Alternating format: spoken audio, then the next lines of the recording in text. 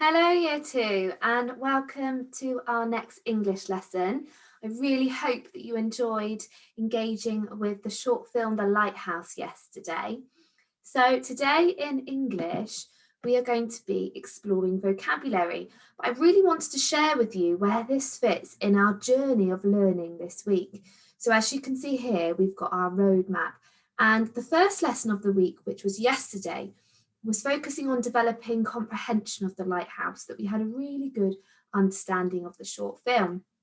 As we move down the road, you can see lesson number 2, which is today. We're going to explore vocabulary for the opening scene. And as we progress on to lesson number 3, which is tomorrow, we're going to create a role on the wall for the lighthouse keeper. So thinking about how we might describe his thoughts and feelings.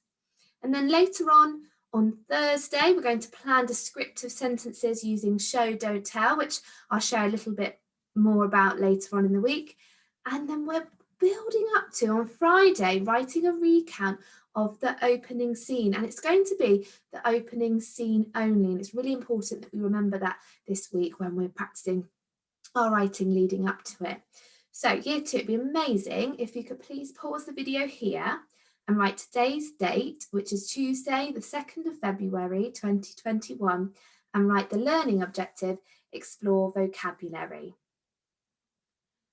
Well done. Okay, so I'm really excited for today's session.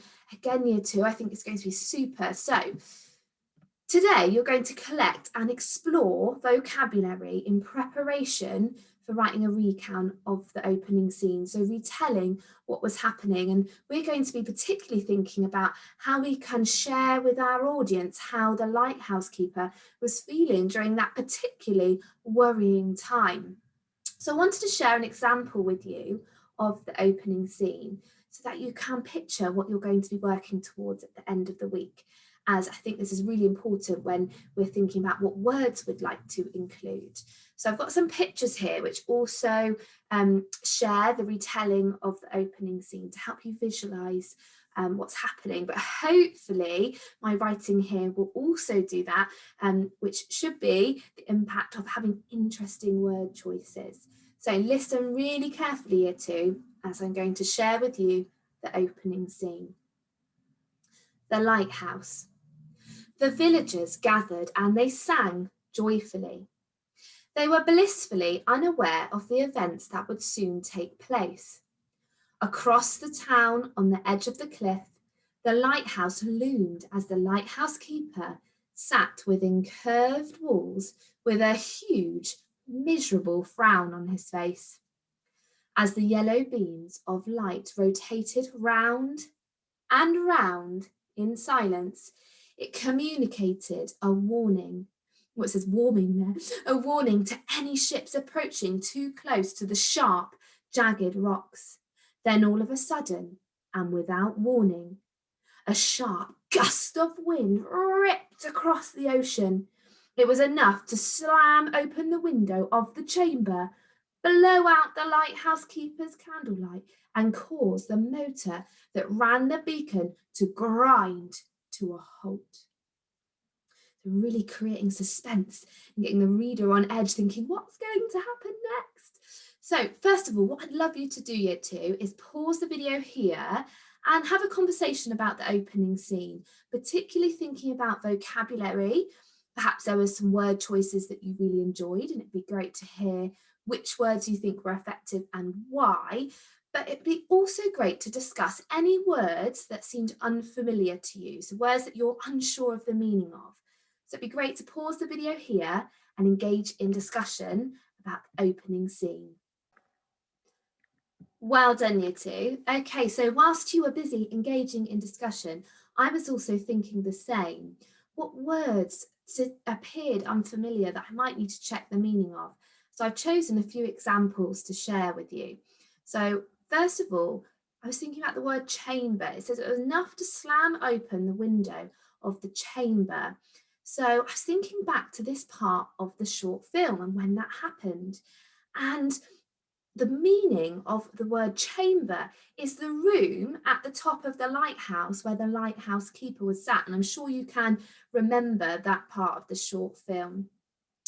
The opening scene then goes on to say, blow out the lighthouse keeper's candlelight and cause the motor that ran the beacon to grind to a halt. So I was questioning, what is the beacon? And the beacon is the light in the lighthouse. And as you can see here in picture number 2, we can see those yellow beams of light rotating round and round. So when it rang the beacon to grind to a halt, that means that the beacon, which was producing the light, came to an abrupt stop, which I'm sure that's when you remember in the short film is when the disaster happened, as that warning has now disappeared. Okay, so we're leaving the audience on edge. That's our plan, to leave them wondering what's going to happen next. So as we're leading up to writing our own opening scene on Friday, today we are going to think about exploring different vocabulary choices, perhaps some that are less familiar to us, and we're going to really challenge ourselves with our choices. So please explore the following lists that you can see on your screen. So they're in different categories. There's words which describe the lighthouse, words which describe the lighthouse keeper, the sea, and the village. So it'd be great to pause the video here, explore the following lists, so read them together at home or in the classroom, and then choose 2 to 3 words which you think you might like to use in your opening scene. And it would be great to think about words that are less familiar, as you're really going to explore them in more detail today. Well done, Year 2. I hope you've got your 2 or 3 words in mind that you're going to explore. So today, the activity is to create word maps. And as you can see here, there's a template for that. If you don't have a printer, that's absolutely fine, Year 2. You can just copy the same idea into your book. So let's have a look at the template. So in the middle will be your chosen words. You could write your word in the middle of your book if you wanted, or you could just do it down the side as normal. And then around that word, or underneath it, however you choose to lay your writing out, it'd be great to look up the definition of that word. You might have a dictionary at home, or as you're watching this video on the internet, it would be great if you could use perhaps Google, and if you type in the word define in the search browser, it will allow you to search definitions of words. So that's an alternative option. It would be great then to summarize the definition in your own words. Think about words that have the same meaning. Again, this could be done through discussion with the adult helping you at home or with your friend in the classroom, or you could be doing some research online.